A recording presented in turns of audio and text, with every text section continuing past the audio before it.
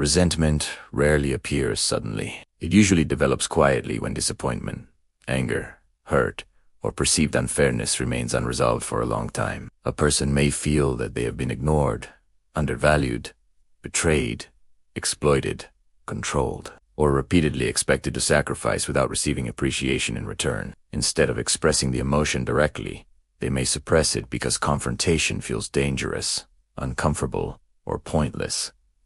The anger does not disappear. It becomes stored psychologically and gradually changes the way the person interprets future experiences. A small disappointment can then activate years of accumulated frustration. Resentment often begins with an internal calculation of imbalance. The person feels that they have given more than they received, tolerated more than they should have, or sacrificed while someone else benefited. This perceived unfairness becomes emotionally significant because the mind naturally seeks a sense of balance. When the imbalance remains unaddressed, the person may repeatedly revisit old experiences, remembering what happened and imagining how things should have been different. Over time, the original event becomes less important than the emotional story surrounding it. The person begins carrying a private record of injuries. They may become increasingly sensitive to disrespect, less willing to trust, and more likely to interpret new situations through the lens of previous disappointments. Resentment can therefore survive long after the original problem has disappeared because the emotional meaning has become part of the person's internal world. The deeper psychology of resentment involves suppressed boundaries and unexpressed needs.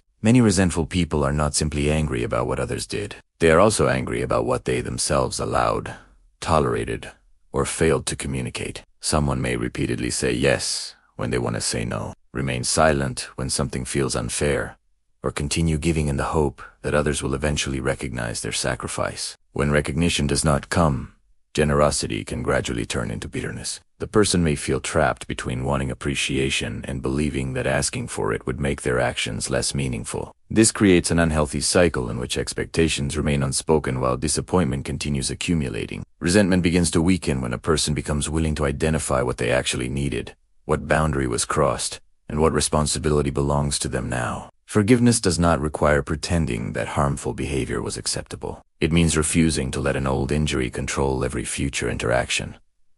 Healthy boundaries can replace silent sacrifice. Honest communication can replace accumulated assumptions. Acceptance can replace the endless demand that the past should have been different. The deepest psychological freedom comes from recognizing that resentment often keeps a person emotionally connected to the very experience they wish they could escape.